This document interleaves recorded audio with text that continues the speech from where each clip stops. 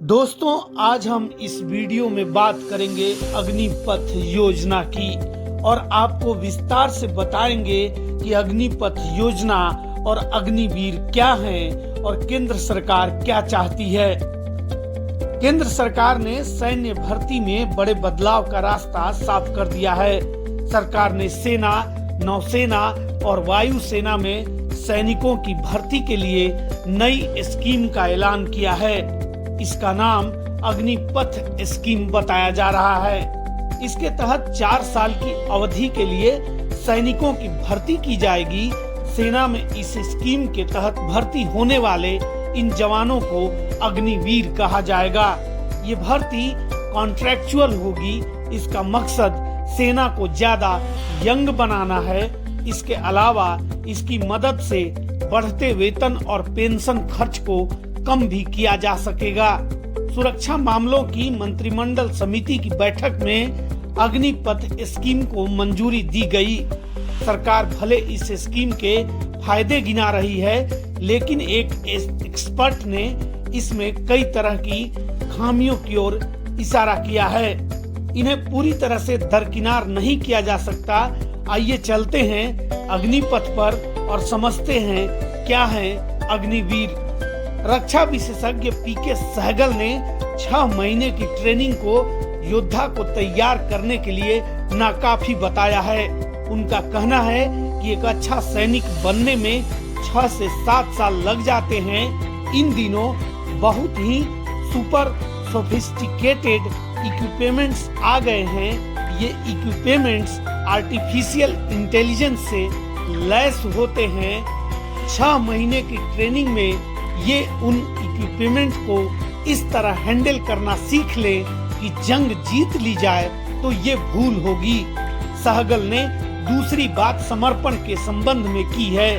उन्होंने कहा है कि 6 महीने की ट्रेनिंग और 4 साल के लिए सेना में आने वाले सैनिकों में शायद ही वो जज्बा, जुनून और काबिलियत हो जो अभी जवानों में देखने को मिलती है।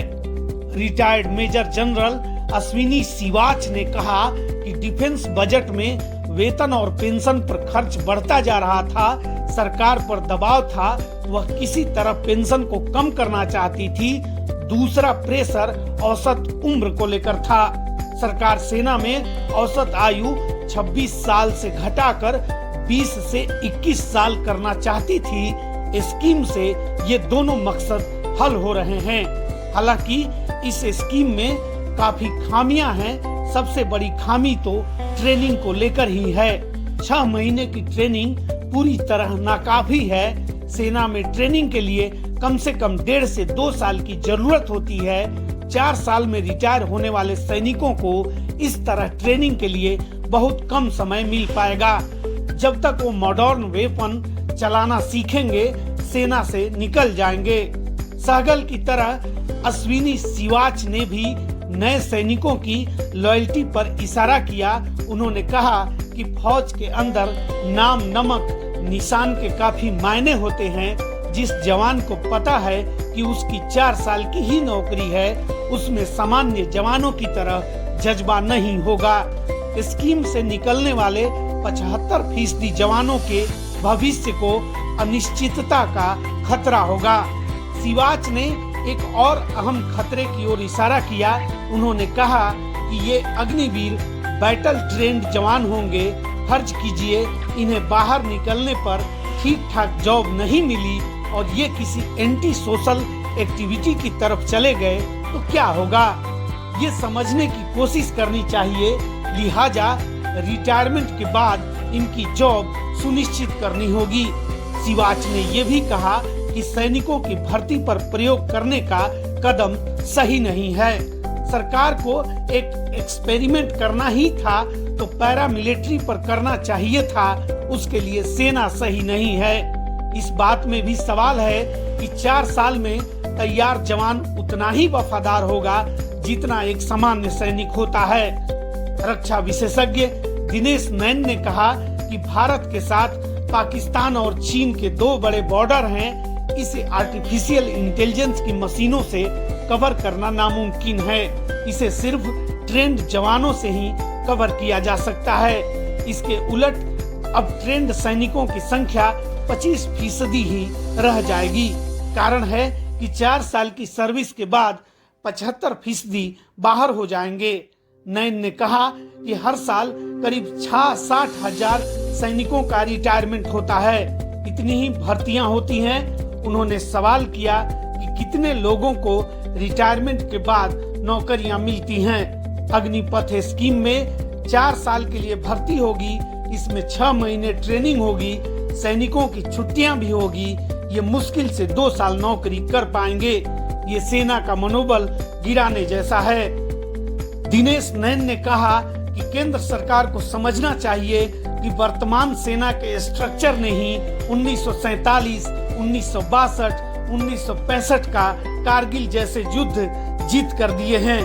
कई लोग मिलिट्री कैंटीन और हॉस्पिटल बंद कराना चाहते हैं। ये IAS लॉबी है जो सेना का स्तर गिराना चाहती है, जो राजनीति के लोग समझ नहीं पा रहे हैं। सरकार ने बताया है कि पिछले 2 साल में व्यापक विचार विमर्श के बाद नई स्कीम का ऐलान किया गया है। अभी सेना 10 साल के शुरुआती कार्यकाल के लिए शॉर्ट सर्विस कमीशन यानी SSC के तहत युवाओं की भर्ती करती है। इसे 14 साल तक बढ़ाया जा सकता है।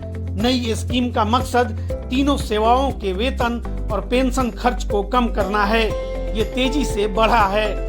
वर्ष 2022-23 के लिए 5,25,166 करोड़ रुपए के रक्षा बजट में पेंशन के लिए 1,19,696 करोड़ रुपए शामिल हैं। रेवेन्यू एक्सपेंडिचर यानी राजस्व व्यय के लिए 2,33,000 करोड़ रुपए का आवंटन किया गया था। राजस्व व्यय में वेतन के भुगतान और प्रतिष्ठानों के रखरखाव पर खर्च शामिल होता है। स्कीम का विरोध करने वालों का एक और तर्क है। उनका कहना है कि पढ़ाई लिखाई की उम्र में सेना में भर्ती होने वाले नौजवान 22-25 साल में फिर बेरोजगार हो जाएंगे। उन्हें ना तो पेंशन मिलेगी ना ग्रेजुएटी। दरअसल अग्निवीर बैच के 25% तक के नौजवानों को ही सेना में आगे रेगुलर भर्ती का मौका मिलेगा। सैनिकों की भर्ती शुरू में 4 साल की अवधि के लिए होगी, लेकिन उनमें से कुछ को ही बरकरार रखा जाएगा। दोस्तों, आशा है इस वीडियो के जरिए आप अग्निपथ के सारे पहलुओं को समझ पाए होंगे। दोस्तों, इसी तरह की जानकारियों के लिए चैनल को लाइक, सब्सक्राइब और शेयर जरूर करें।